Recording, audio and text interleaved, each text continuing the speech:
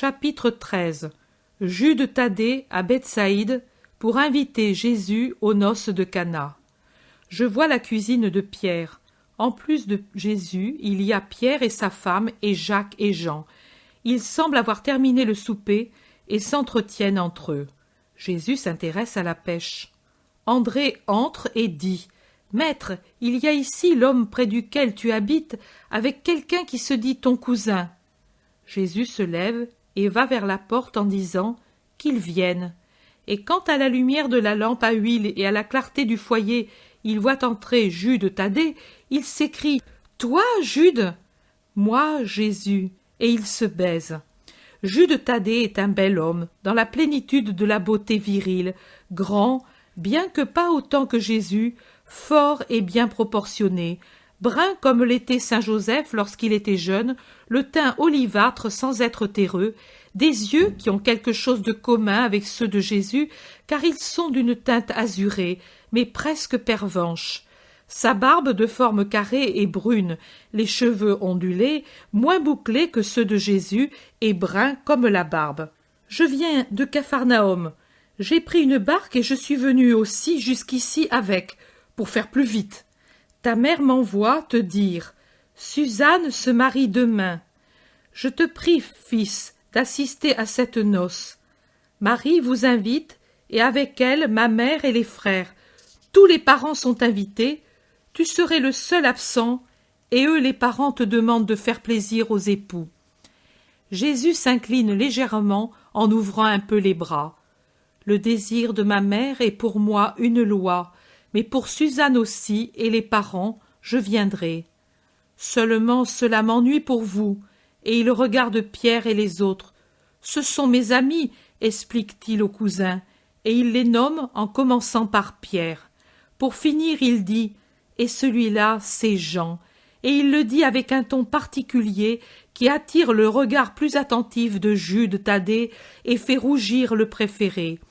Il termine la présentation en disant « Ami, celui-ci est Jude, fils d'Alphée, mon frère cousin selon la façon de parler du monde, car il est le fils du frère de l'époux de ma mère. C'est pour moi un ami, un bon compagnon de travail et de vie. » Pierre. Ma maison t'est ouverte comme au maître. Assieds-toi.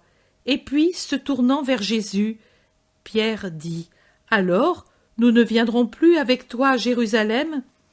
Bien sûr que si vous viendrez, j'irai après les noces. Seulement, je n'arrêterai plus à Nazareth. Tu fais bien, Jésus, parce que ta mère est mon hôte pour quelques jours, entendue comme cela, et elle aussi viendra après les noces. Ainsi parle l'homme de Capharnaüm. Voici ce que nous ferons alors. Maintenant, avec la barque de Jude, j'irai à Tibériade, et de là à Cana, et avec la même, je reviendrai à Capharnaüm avec ma mère et avec toi. Le jour qui suivra le prochain sabbat, tu viendras, Simon, si tu es toujours décidé, et nous irons à Jérusalem pour la Pâque. Bien sûr que je viendrai, et je viendrai aussi le sabbat pour t'entendre à la synagogue. « Tu enseignes déjà, Jésus ?» demande Thaddée. « Oui, cousin. »« Et quelles paroles ! Ah, on ne les entend pas dans une autre bouche !» explique Simon. Jude soupire, la tête appuyée sur la main et le coude sur le genou.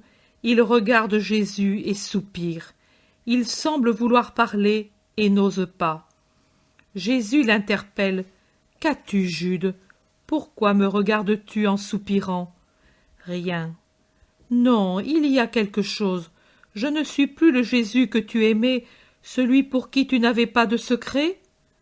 Oh oui que tu l'es, et comme tu me manques, toi maître de ton cousin plus âgé. » « Et alors, parle. »« Je voulais te dire, Jésus, sois prudent. Tu as une mère qui n'a que toi. Tu veux être un rabbi, mais pas comme les autres, et tu sais mieux que moi que les castes puissantes ne permettent pas des choses contraires aux coutumes qu'elles ont établies.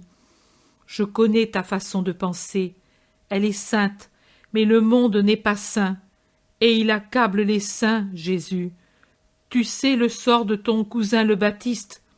il est en prison, et s'il n'est pas encore mort, c'est parce que ce sale de tétrarque a peur de la foule et des foudres de Dieu. Sale et superstitieux, et en même temps cruel et libertin. Toi, que feras-tu? Au-devant de quel sort veux-tu aller? Jude, tu me demandes cela, toi qui connais si bien ma pensée? Ces paroles viennent-elles de toi? Non, ne mens pas. On t'a envoyé me dire ces choses, et pas ma mère certainement. Jude baisse la tête et se tait. Parle, cousin. Mon père, et avec lui Joseph et Simon, tu sais, pour ton bien, par affection pour toi et pour Marie, ne voient pas d'un bon œil ce que tu te proposes de faire, et voudraient que tu penses à ta mère. Et toi, que penses-tu? Moi, tu te débats entre les voix d'en haut et celles de la terre. Je ne dis pas « et celles d'en bas », je dis celles de la terre. Jacques aussi est plus que toi. Mais moi, je vous dis qu'au-dessus de la terre, il y a le ciel, au-dessus des intérêts du monde, il y a la cause de Dieu. Vous avez besoin de changer votre façon de penser. Quand vous saurez le faire, vous serez parfait. Mais, et ta mère? Jude, il n'y a qu'elle qui aurait le droit de me rappeler à mes devoirs de fils, selon les lumières terrestres, c'est-à-dire à mon devoir de travailler pour elle, pour subvenir à ses besoins matériels, à mon devoir d'assistance et de réconfort en restant auprès d'elle. Et elle ne me demande rien de tout cela. Depuis le moment où elle m'a eu, elle sait qu'elle devait me perdre pour me retrouver dans une dimension plus large que celle du milieu familial, et dès ce moment, elle s'y est préparée. Ce n'est pas une nouveauté, dans son sang, cette volonté absolue de donation à Dieu. Sa mère l'a offerte au temple avant qu'elle ne sourît à la lumière. Elle m'a parlé une quantité innombrable de fois quand elle me serrait sur son cœur dans les longues soirées d'hiver ou dans les claires nuits d'été où fourmillent les étoiles de son enfance sainte. Elle s'est donnée à Dieu dès les premières lueurs de l'aube de sa venue au monde, et plus encore, elle s'est donnée quand elle m'eut, pour être où je suis, sur le chemin de la mission qui me vient de Dieu. Il y aura une heure où tous m'abandonneront. Ce sera pour peu de minutes, mais la lâcheté sera maîtresse de tous, et vous penserez qu'il aurait mieux valu pour votre sécurité ne m'avoir jamais connu.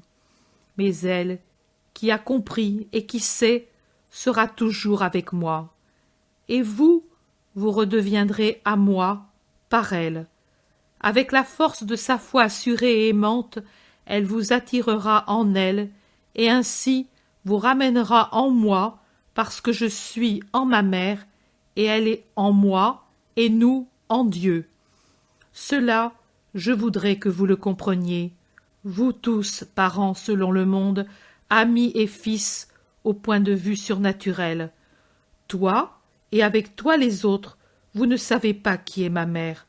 Si vous le saviez, vous ne la critiqueriez pas en votre cœur de ne pas m'avoir tenu assujetti à elle, mais vous la vénéreriez comme l'amie la plus intime de Dieu, la puissante qui peut tout sur le cœur du Père éternel et sur le Fils de son cœur.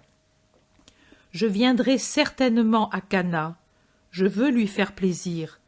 Vous comprendrez mieux après cette heure-là. Jésus est imposant et persuasif. Jude le regarde attentivement. Il réfléchit, il dit « Et moi aussi, certainement, je viendrai avec toi en leur compagnie, si tu veux de moi, car je pense que tu dis des choses justes. Pardonne mon aveuglement et celui de mes frères. Tu es tellement plus saint que nous. Je n'ai pas de rancœur pour qui ne me connaît pas. Je n'en ai pas non plus pour qui me hait, mais j'en souffre pour le mal qu'ils se font à eux-mêmes. Qu'est-ce que tu as dans ce sac? L'habit que ta mère t'envoie. Grande fête demain. Elle pense que son Jésus en a besoin pour ne pas détonner parmi les invités. Elle a filé sans relâche depuis le point du jour jusqu'à tard le soir, chaque jour pour te préparer ce vêtement. Mais elle n'a pas fini le manteau, il manque encore les franges, elle en est toute désolée. Ce n'est pas la peine, j'irai avec celui que j'ai, et je garderai l'autre pour Jérusalem. Le temple est encore plus que la noce. Elle en sera heureuse.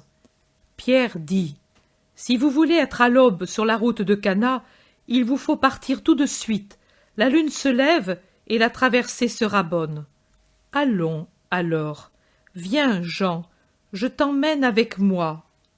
Simon-Pierre, Jacques, André, adieu. Je vous attends le soir du sabbat à Capharnaüm.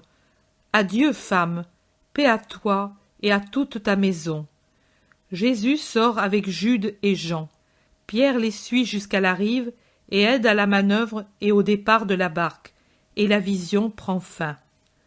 Parole de Jésus. Quand ce sera l'heure de faire un travail ordonné, la vision de la noce de Cana sera insérée ici. Mets la date, 16 janvier 1944. 23 octobre.